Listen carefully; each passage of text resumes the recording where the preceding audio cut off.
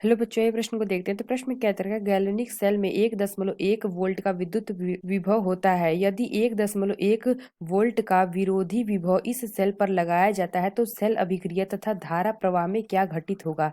यहाँ 4 विकल्प दे रखा है, ए, बी, सी तथा डी। आइए मुख्य अवधारणा की चर्चा करते हैं। मुख्य अवधारणा। तो प्रश्न में क्या दे रखा है कि गैल्वेनिक सेल में 1.1 वोल्ट का विद्युत विभव होता है। यदि इस पे क्या करते हैं, 1.1 वोल्ट का विरोधी विभव इस सेल पर लगाया जाता है तो सेल अभिक्रिया धारा प्रवाह में क्या घटित होगा। यहाँ पे 4 विकल्प दे रखा है, तो हमें सही विकल्प का चुनाव करना है।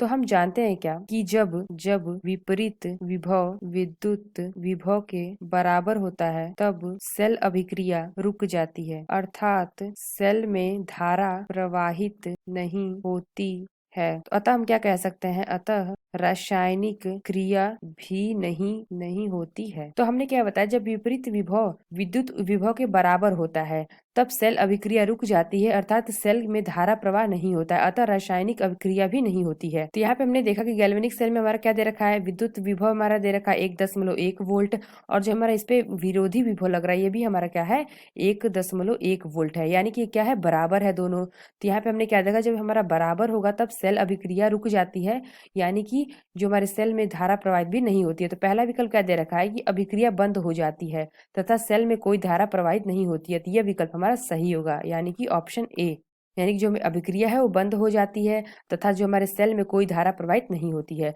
बी क्या दे रखा है, अभिक्रिया स्वतः होती है किंतु धारा विपरीत दिशा में प्रवाहित होती है। तो ये विकल्प हमारा गलत होगा। सी क्या दे रखा है, क्रियाकारकों का सांद्रण इकाई हो जाता है तथा धारा कैथोड से एनोड की ओर प्रवाहित होती है। तो यह विकल्प भी हमारा गलत होगा, क्योंकि जो हमारा सेम वजन बराबर होगा तो हमारी कोई क्रिया नहीं होगी। डी का दर का सेल गैल्वेनिक सेल की भांति कार्य नहीं करता है तथा जिंक जिंक प्लेट पर जमा हो जाता है। यह विकल्प हमारा गलत है, यानी कि जो हमारा सही विकल्प कौन सा होगा, ऑप्शन ए।